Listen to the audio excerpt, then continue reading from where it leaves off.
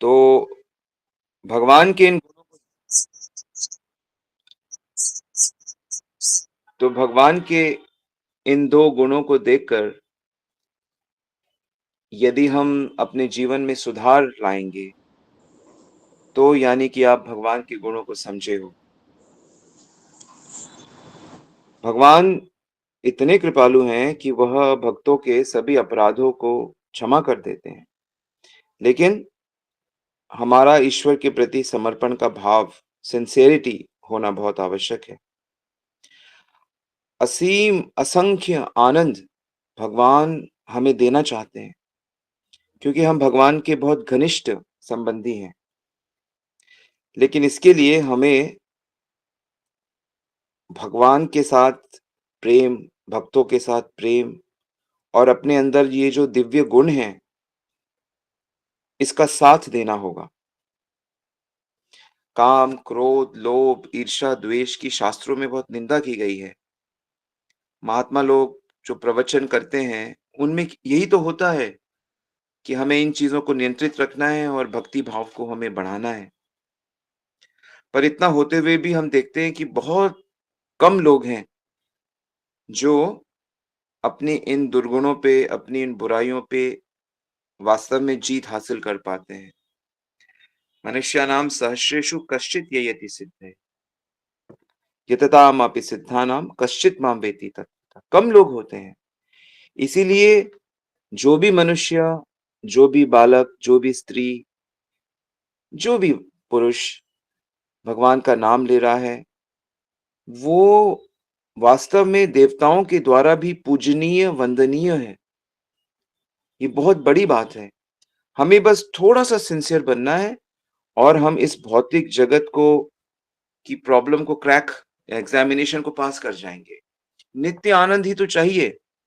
नित्य सदा आनंद रहे उसके लिए ही तो इतना इतना व्यापार चल रहा है, इतनी मेहनत हो रही है, इतना लोग ट्रैवल कर रहे हैं, काम कर रहे हैं, किस लिए? कि वो सदा सुख में रहें, सदा आनंद में रहें। लेकिन उन बेचारों को ये नहीं पता कि ये जो असली सुख है, वो उनके ही अंदर में है। हमारे ही भीतर में जो भगवान हैं, बस उन्हीं की भक्ति हमको प्राप्त कर लेनी है।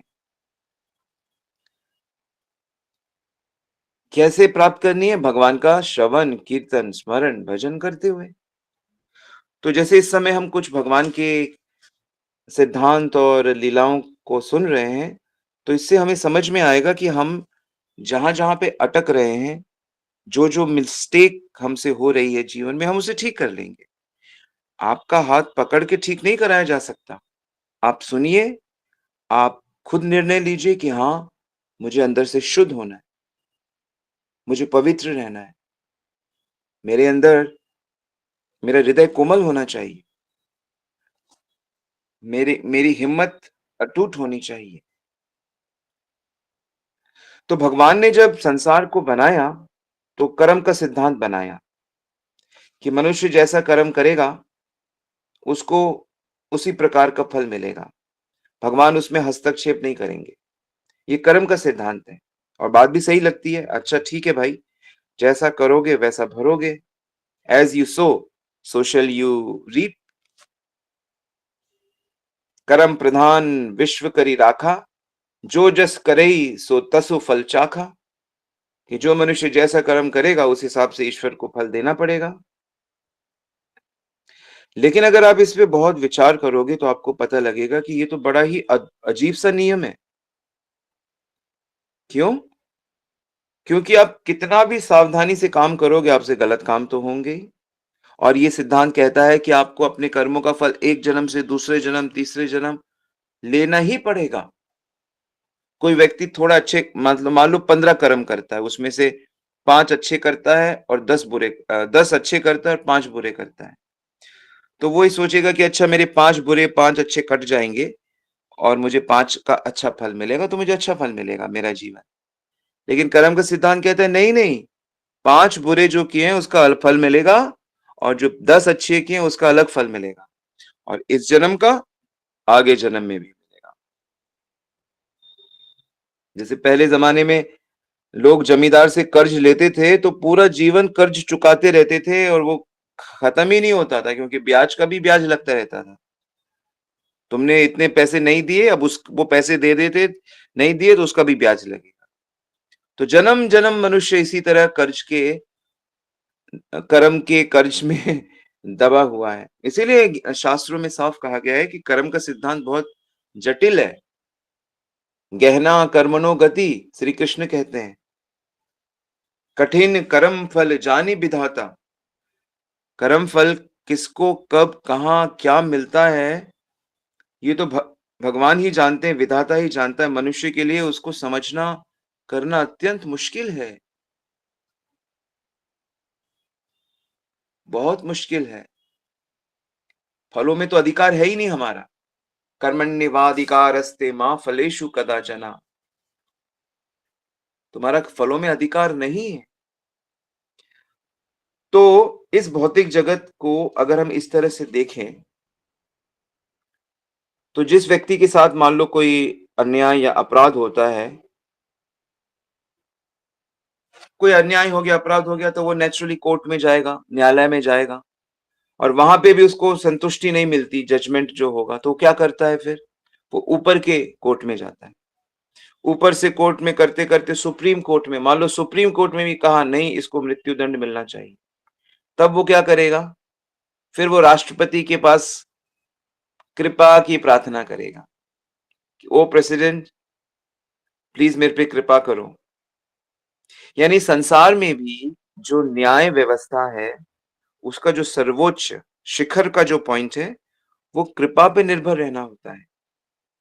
अंत में दया ही सबसे महत्वपूर्ण आ जाती है, और राष्ट्रपति चाहे तो उसकी सजा बिल्कुल खत्म कर सकता है। कितनी बड़ी पावर है राष्ट्रपति के पास। तो राष्ट्रपति के पास भी वो कृपा मांगता है। और अगर कोई व्यक्ति कहेगा कि नहीं नहीं, हमको कृपा वृपा की कोई जरूरत नहीं है, हम तो सावधानी से अपना कर्म करेंगे, हम कोई पाप नहीं करेंगे, कोई अपराध नहीं करेंगे, तो भाई ये तो बहुत अच्छी बात है। पर क्या ऐसा संभव है? क्या मनुष्य हमेशा सही निर्णय ले पाता है? मनुष्य के सामने कैसी कैसी परिस्थितियां आ जाती हैं, और उन परिस्थितियों में वो बस हथियार डाल देता है। और हर व्यक्ति, हर चोर डाकू, हर गलत काम करने वाले व्यक्ति के पास एक कारण है उसको करने का। चाहे वो बम फेंक रहा हो, चाहे वो किसी को क्योंकि व्यक्ति सुखी होना चाहता है, व्यक्ति आनंद चाहता है। और जब उसकी कामनाएं इतनी बढ़ जाती हैं सोचते सोचते, तो फिर वो उसके लिए गलत कार्य भी करता है, गलत मीन्स भी। तो कोई भी व्यक्ति एक तरीके से देखा जाए तो गलत नहीं है, वो बेचारा आनंद का भूखा है, प्रेम का भूखा है। बस उसको ये नहीं पता कि मेरा जो सच में आनंद है वो कृष्ण के पास है। वो आनंद, मेरा जो जिस आनंद को मैं ढूंढ रहा हूं, वो राधा के पास है, कृष्ण के पास है। इतना नहीं पता उसे। और यही गुरु का और अच्छे भक्तों का कार्य होता है कि उस व्यक्ति से उसका परिचय कराए।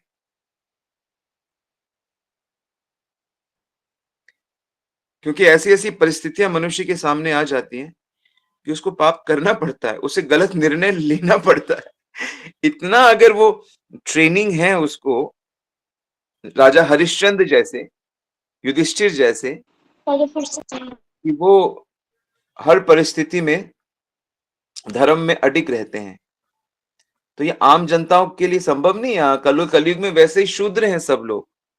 कलयुग में जितने भी लोग पैदा होते हैं, ज्यादातर सब हम सब लोग शूद्र हैं। कलो शूद्र संभवा। शूद्र का क्या मतलब होता है? कि इंद्रिय तृप्ति के आगे वो हार जाएगा, इंद्रिय तृप्ति को वो छोड़ नहीं सकता, ये शूद्र होता है। त्याग उसके लिए बहुत मुश्किल होता है, क्योंकि उसका हृदय, उसका मन, उसकी बुद्धि इतनी शुद्ध नहीं है। मतलब उसकी चेतना इतनी शुद्ध नहीं है। और ये जो भगवत भक्ति है, अगर आप इसे रेगुलर करोगे, थोड़ी सुबह उठकर साधना करोगे और भक्ति के जो सिद्धांत है उसका ईमानदारी से पालन करोगे, तो अति शीघ्र आपकी बुद्धि और मन इतना स्ट्रांग और पावरफुल हो जाएगा कि आप ऐसे आनंद को महसूस करोगे जो संसार के बड़े-बड़े लोग कल्पना नहीं कर सकते।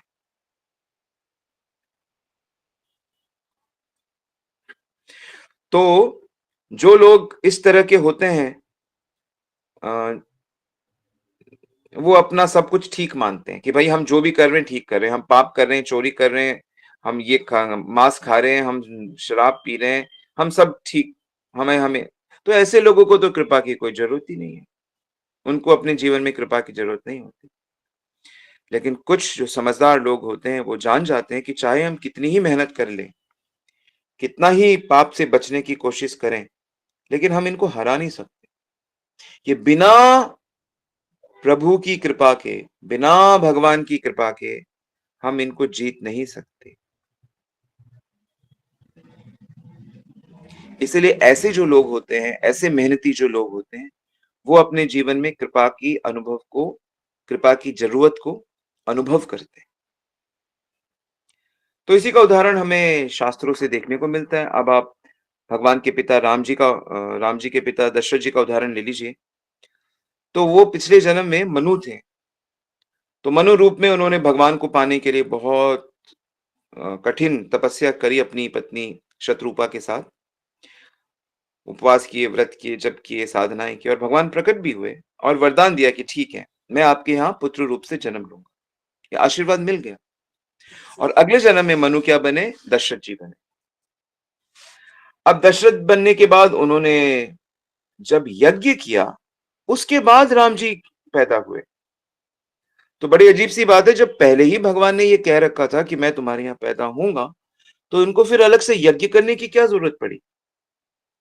ये बताने के लिए कि जीवन में कृपा होगी, लेकिन उससे पहले भी आपको कर्म करना पड़ेगा। शास्त्रों में जो बताया गया है, ये पूजा करनी है, ये साधना करनी है, ये जप करना है, ये तप करना है, ये दान करना है, ये सब कर्म है और ये कर्म किए बिना वो कृपा होती नहीं है। जब दशरथ जी ने अपने गुरुजी को बताया कि गुरुदेव मुझे पुत्र की आवश्यकता है, तो वशिष्ठ जी ने क्या आशीर्वाद दिया? धरहु धीर होई सुत चारी, कि आप धीर धरो, आपके 4 बेटे होंगे, लेकिन मेरे आशीर्वाद से 4 बेटे नहीं होंगे आपके। ये मत समझो कि मैंने आशीर्वाद दे दिया तो 4 बेटे हो जाएंगे। इसके लिए तुम्हें यज्ञ करना पड़ेगा, पुत्र प्राप्ति यज्ञ।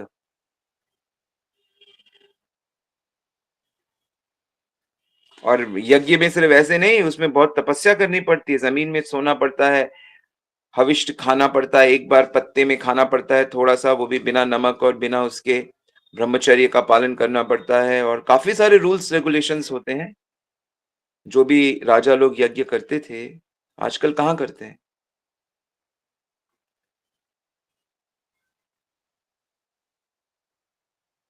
तो उसको करने के बाद फिर उनको यज्ञ में अ, सफलता मिली और उन पे कृपा हुई और उनके महान भगवान खुद अपनी शक्तियों के साथ चारों भाई बनकर पैदा हुए, प्रकट हुए। तो महाराज दशरथ ने यज्ञ किया और वो सफल हो गए और उन पे कृपा हुई। लेकिन हम देखते हैं कि एक और महापुरुष जिनका नाम विश्वामित्र है, बड़े ऋषि, बड़ी शक्तिशाली ऋषि, वो आते हैं और राम लक्ष्मण जी को अपने साथ ले जाते हैं। राम लक्ष्मण जी को बिना यज्ञ के राम लक्ष्मण जी उनको मिल जाते हैं। दशरथ जी यज्ञ करते हैं, मेहनत करते हैं, तब जाके भगवान उनके बेटे बनकर आते हैं और विश्वामित्र जी बस उनको मांग के ले जाते हैं। ऐसे ही नहीं मांग के ले जाते हैं। विश्वामित्र जी जो यज्ञ कर रहे थे, उनके यज्ञ पूरे ही नहीं हो रहे थे। राक्षस आकर, मारीच, सुबाहु, ताड़का, ये सब राक्षस आकर उनके यज्ञों को खराब कर देते थे। यानी कि कर्मों में ये जो काम, क्रोध, ये राक्षस कौन है? काम, क्रोध, लोभ, ईर्ष्या, द्वेष, यही सब ये राक्षस हैं, जो हमारे कर्मों को सफल नहीं होने देते हैं। दशरथ जी ने यज्ञ किया, सफल हो गया। विश्वामित्र जी यज्ञ करते हैं, सफल नहीं होते हैं। ये सांकेतिक भाषा है। और विश्वामित्र जी से ज़्यादा मेहनती व्यक्ति आपको मिलेगा नहीं संसार में। ऐसे-ऐसे उन्होंने कर्म किए, नया एक स्वर्ग बना दिया अपनी शक्तियों से। बहुत विश्व-विख्यात। अगर आप शास्त्रों को पढ़ोगे, तो विश्वामित्र और भागीरथी से ज़्यादा मेहनती, कर्मठ मिलना मुश्किल है। एक ही जन्म में क्षत्रिय से ब्राह्मण बन, खैर आप तो इस बात को हम समझ नहीं सकते कि कितना बड़ा काम है। लेकिन इतने बड़े ऋषि भी अपने जीवन में कमी महसूस करते हैं। अपने जीवन में कमी महसूस होती है उनको।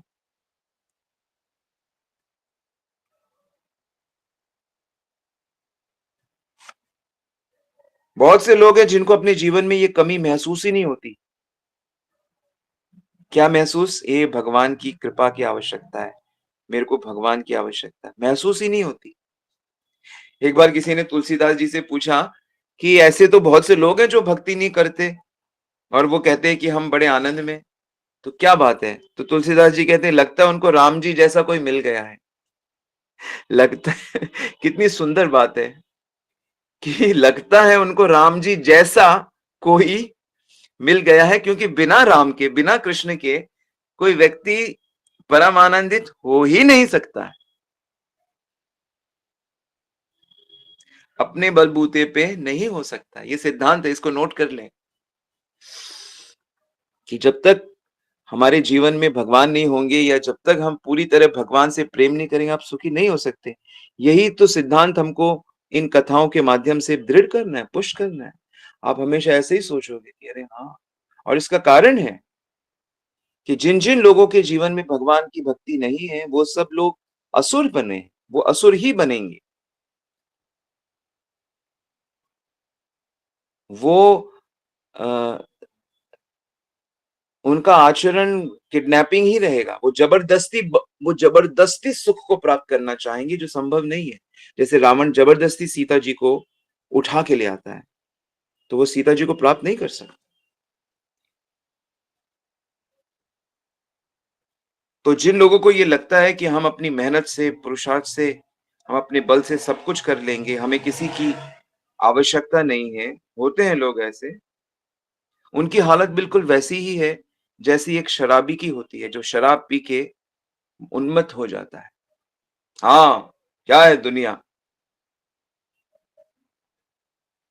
तो सांसारिक मेहनती लोगों ने मोह और अभिमान और इनकी शराब पी रखी है। क्योंकि समय आता है जब सब कुछ छिन जाता है। मैंने आपको सुनाई थी कथा, एक एक शराबी होता है, शराब के नशे में रात को घूम रहा होता है और अकस्मात उस दिन वहाँ राजा की सवारी आ जाती है। राजा हाथी पे और घोड़े, रथ और तो राजा की सवारी जा रही होती है, वो सामने आके, "और हाथी कितने में बेचोगे भैया?" सैनिक उसको मारने जाते, राजा कहता, "नहीं, रहने दो, नशे में है।"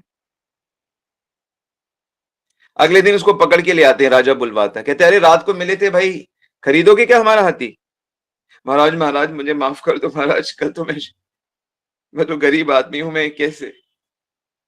तो अभिमानवश हम लोग इस तरह ईश्वर को नकार देते हैं।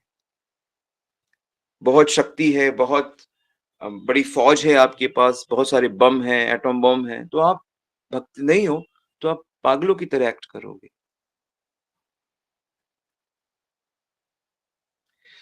तो समझने की क्या बात है? तो हम लोग विश्वामित्र जी की बात कर रहे हैं, जो बहुत बड़े त्यागी, तपस्वी हैं, यज्ञ करते हैं लेकिन उनके यज्ञ पूरे नहीं होते।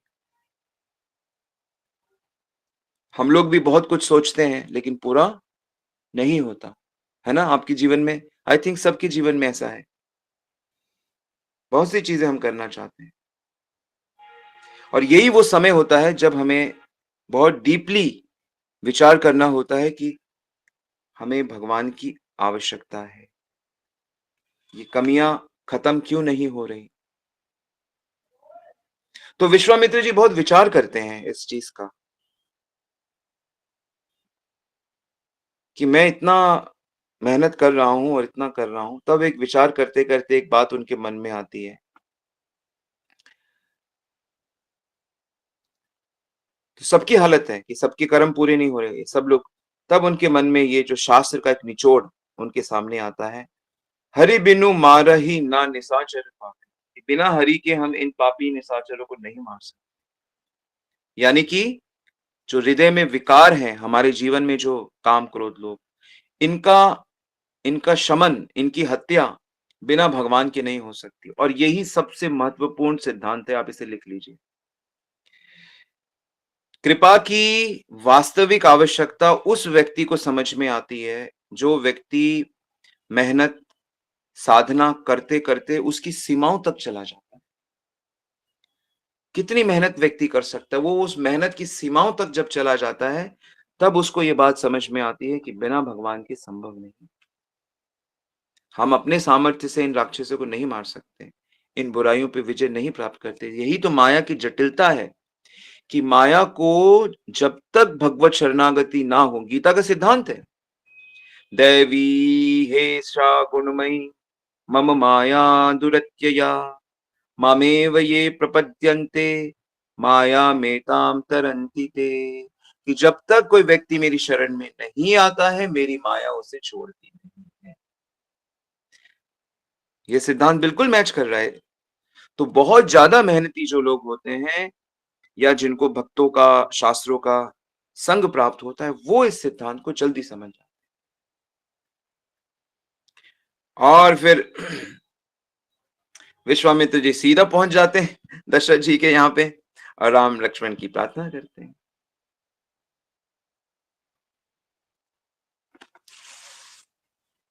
तो तुलसीदास जी बड़ा सुंदर वर्णन करते हैं और कहते हैं कि विश्वामित्र राम जी और लक्ष्मण जी के साथ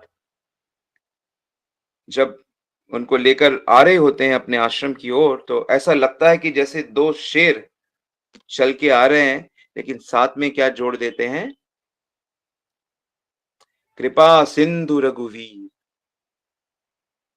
कृपा सिंधु की भगवान राम तो कृपा के सागर हैं, तो वो एक्चुअली में इस कृपा को करने के लिए विश्वामित्र जी के साथ आ रहे हैं, क्योंकि विश्वामित्र जी ये सिद्धांत समझ गए कि बिन प्रभु ना होई संपूर्ण यह कामा।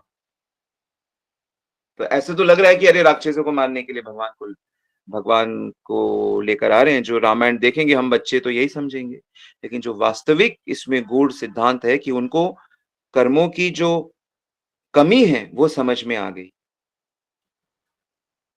कि कर्मों की पराकाष्ठा हो गई, अब वो पूरा नहीं होगा, वो बिना भगवत कृपा के काम पूरे नहीं होंगे। इसीलिए तुलसीदास जी कहते हैं कि भगवान कृपा सिंधु है।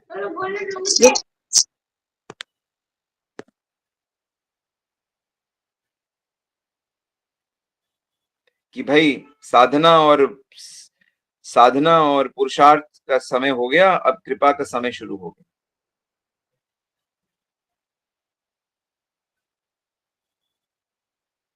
तो ताड़का के जो दोनों बेटे थे, मारीच और सुबाहु, वो सामने आते हैं। उसके पहले ताड़का आती है। तो ताड़का सामने आती है, तो भगवान राम पूछते हैं, गुरुदेव ये कौन है? तो विश्वामित्र जी कहते हैं, राम ये ताड़का है जो यज्ञ में बाधा उत्पन्न करती है, तुम दोनों इसका वध कर दो। भगवान राम एक बाण लेते हैं और ताड़का का वध कर देते हैं। ऐसा लगता है कि भगवान राम तो बड़े अच्छे न्यायाधीश हैं, क्योंकि न्याय करते समय वो ये भी नहीं देख रहे कि ये अपराधी नारी है कि पुरुष है। जो अपराध करेगा उसको दंड मिलेगा, चाहे स्त्री हो या पुरुष। कठोर न्याय का स्वरूप है ये। तुरंत भगवान एक बाण से उसके प्राणों को हर लेते हैं। तो क्या भगवान राम का न्याय भी संसार के जज की तरह, संसार के न्यायाधीश की तरह होता है, या उसमें कोई फर्क है? हम्म।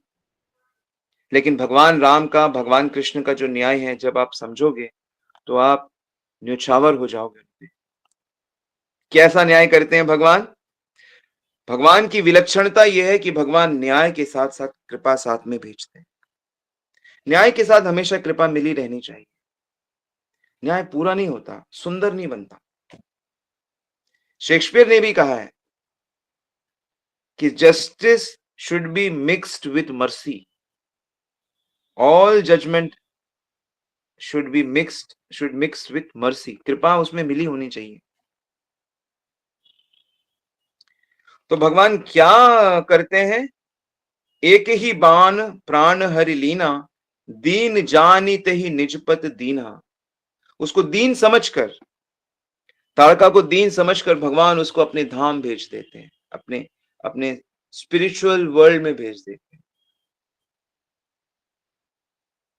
स्पिरिचुअल वर्ल्ड में भेज देते हैं। देखो भगवान जिस धाम को प्राप्त करने के लिए साधु संत कितनी पवित्रता से मेहनत करते हैं, लेकिन भगवान की देखो, भगवान किसी को मार भी रहे हैं तो कहेगा मुझे मार दिया। भगवान के देखो उसके बदले में बेटे तुम्हें क्या दिया, सदा को आनंद दे दिया। अब वो ताड़का कभी दुखी नहीं होगी। ऐसी है भगवान की कृपा। इस कृपा को और आगे समझेंगे कल की क्लास में। तो आज के लिए यहीं तक। हरे कृष्णा,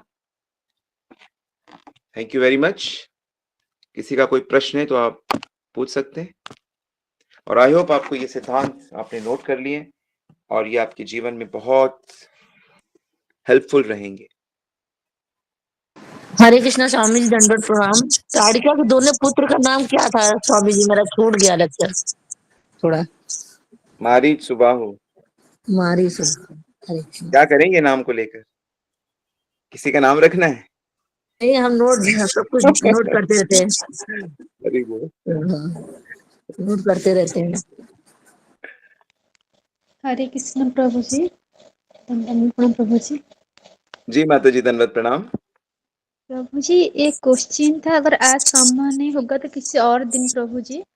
लाइक कि प्रभु जी जो बोलते हैं ना, संबंध अभिधेय प्रयोजन, जो संबंध के जो भगवान है बोलते हैं मदन संबंध मोहन। के है राधा मदन मोहन, हाँ ये गोविंद जी और फिर गोपीनाथ जी प्रभु जी।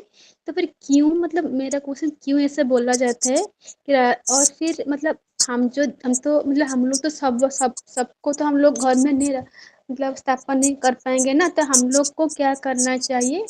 मतलब जो संबंध अभिधेय प्रयोजन है ना, मतलब वो जो भगवान है राधा मदन मोहन और गोपीनाथ और गोविंद जी, मतलब क्या करना चाहिए और क्यों उनको बोला जाता है, क्यों उनको बोला जाता है इस तरह, क्यों उनको बोला जाता है इसे, मतलब क्या इसमें से रहस्य क्या है प्रभु जी, क्यों उनको ऐसे बोला जाता है?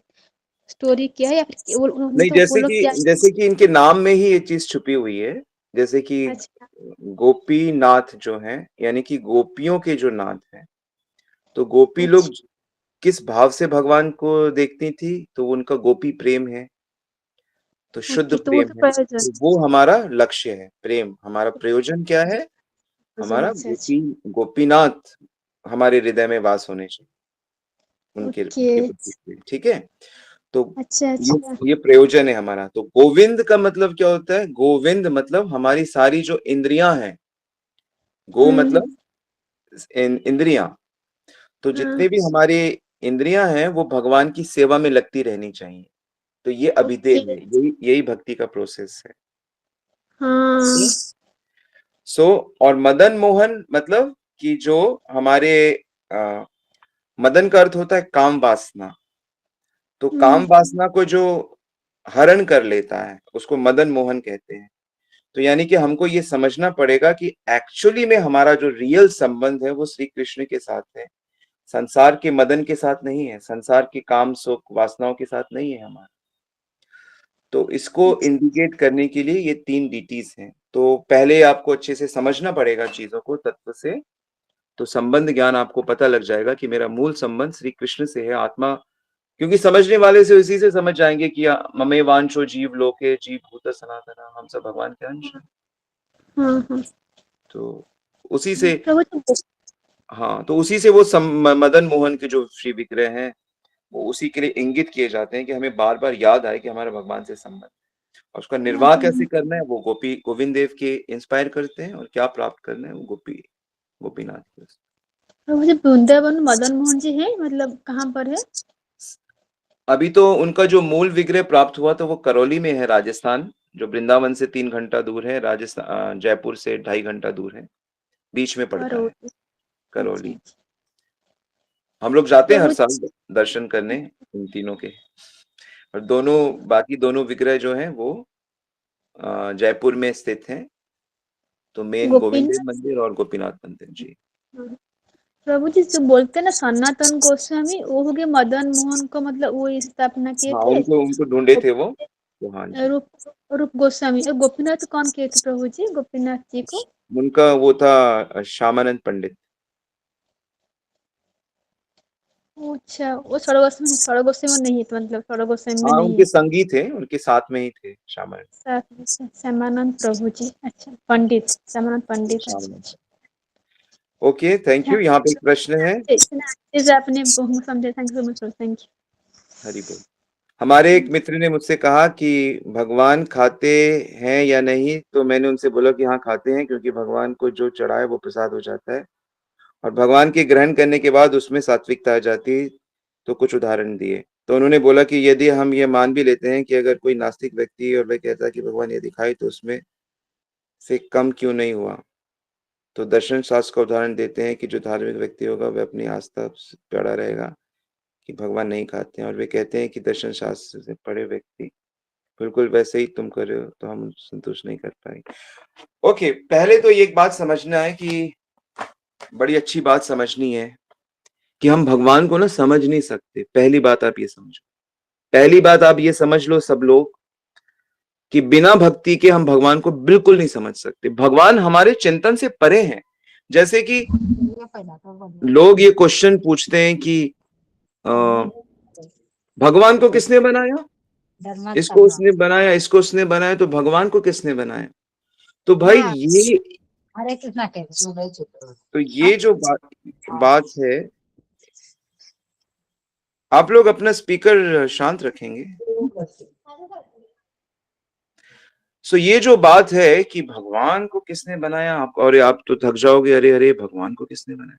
अरे बुद्धू, ये बात तुम्हारे दिमाग के परे है, तुम ये बात समझ नहीं सकते।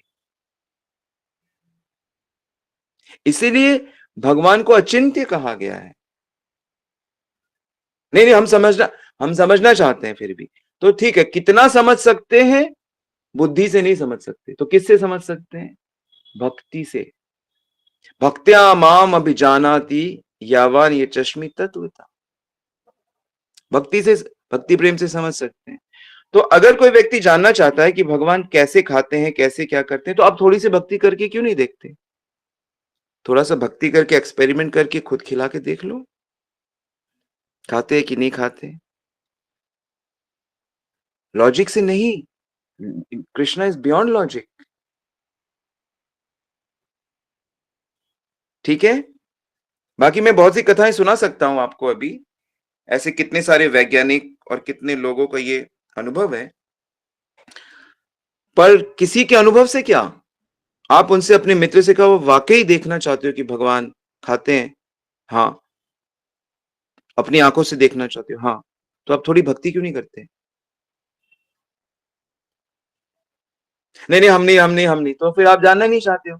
अगर आप वाकई जानना चाहते हो कि भगवान खाते हैं, आप वाकई जानना चाहते हो ये चीज कैसे होती है, तो आपको वो प्रैक्टिस करना पड़ेगा, साइंस में एक्सपेरिमेंट करना पड़ेगा आपको, वो तभी आप उस चीजों को जान पाओगे कि चीजें कैसे काम करती हैं।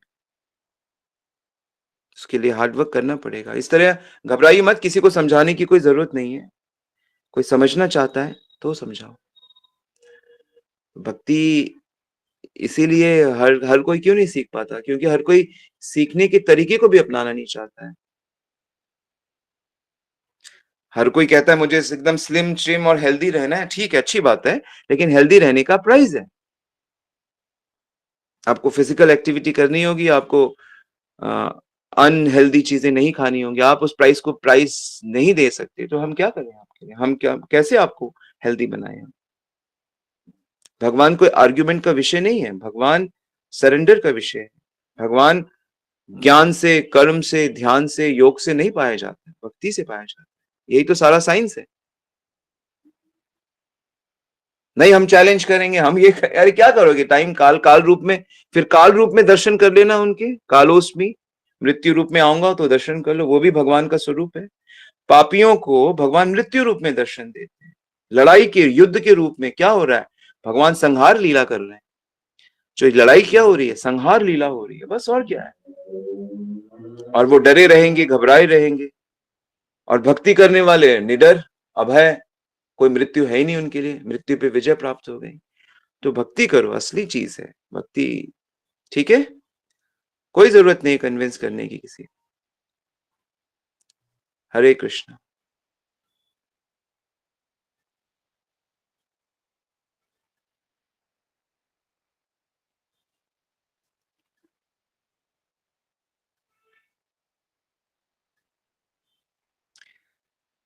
रसमंजरी माता जी कह रही हैं कि भगवान आंखों से अच्छे उदाहरण देकर, हाँ लेकिन ये भक्तों के लिए है भगवान।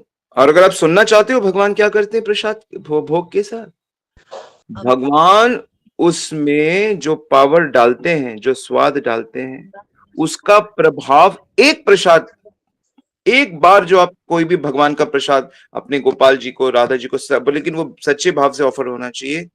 जब वो ऐसे नहीं कि बस रख दिया, हाँ खा लो खा लो, नहीं, आपको खाना है प्रभु, आपके लिए ही बना है। तो भगवान जो उसको, आप जब उसको पाओगे, उसका जो फल है ना वो नित्य रहेगा, हमेशा आपको रहेगा। आपको कभी प्रसाद की कमी नहीं होने वाली, कभी नहीं, हमेशा आपको स्वादिष्ट प्रसाद मिलता है। ये भगवान का प्रभाव है, आपको गोलोक तक लेके जाएगा एक प्रसाद। आप क्या बात कर रहे हो, ऐसा है भगवान का प्रसाद। कोई कुछ ना करे और बस यही सोचे कि बस प्रभु का प्रसाद ही मुझे खाना है, वो गोलोक धाम जाएगा, क्योंकि गोलोक धाम में ही प्रसाद मिलता है हमेशा। तो ये भावना, एक भावना भी अगर ठीक हो गई तो भक्ति भगवान मिलते हैं। वो कृपा के समुद्र हैं, उनके पास कोई कमी थोड़ी है पानी की, कृपा की। लेकिन आप उसको लेने को तैयार हो, आप तैयार हो उसे लेने। हरे कृष्ण। हरे कृष्णा प्रभु जी। हरे कृष्ण जी। दंडवत प्रणाम। दंडवत प्रणाम आपको। मेरा जी। प्रश्न है कि मैं कौन सा भगवान का पूजा करते हैं, ये तो मालूम है कि कृष्ण जी का पूजा करते हैं। तो किसी ने पूछता है कि कौन सा भगवान का पूजा करते हैं, इसीलिए मैं आपसे प्रश्न किया हूँ। हाँ, श्री कृष्ण से प्रेम करना है आपको, राधा कृष्ण से, राधा कृष्ण से प्रेम करना है, चैतन्य महाप्रभु से प्रेम करना है आपको, उनका भक्ति करना है। उससे आपको जीवन का, आत्मा की जो प्यास है, ये नात्मा संप्रसिद्धि, वो वासुदेव की भक्ति से वो जन्मों जन्मों की प्यास बुझ जाएगी।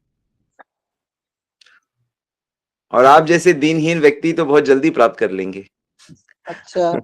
हाँ, जम के 16 माला करो, गीता भागवत पढ़ो, उसको समझो, उसकी चर्चा करो, कीर्तन सीखो, प्रसाद लो, प्रसाद बांटो, बस हो जाएगा। आप कहाँ से बोल रहे हो? प्रभु जी पढ़ने तो नहीं आता है ना। तो सुनिए, तो आप लोग ऐसे कथा सुनिए, कथाएं, और हाँ कथा तो आपका सुनते हैं, तो बस 16 माला करते हैं, तो बस निश्चित है भक्ति, और क्या। हरे कृष्णा, धन्यवाद। हरे कृष्ण। कहाँ से बोल रहे हैं आप? वैशाली से? नहीं, जीवन परक से। अच्छा विनय विनय विनय। अच्छा अच्छा अच्छा अच्छा, जी जी, धन्यवाद, बहुत सुंदर। ऑल राइट, सो हम लोग यहाँ रुके। वांछा कल्पतरुभ्यश्च कृपा सिन्धुभ्यैव च पतितानां पावनेभ्यो वैष्णवेभ्यो नमो नमः। अनंत कोटि वैष्णववृंद की जय, जगत गुरु शिला प्रभुपाद की जय, श्री गुरु महाराज की जय, कोट प्रेमानंदी हरि हरि।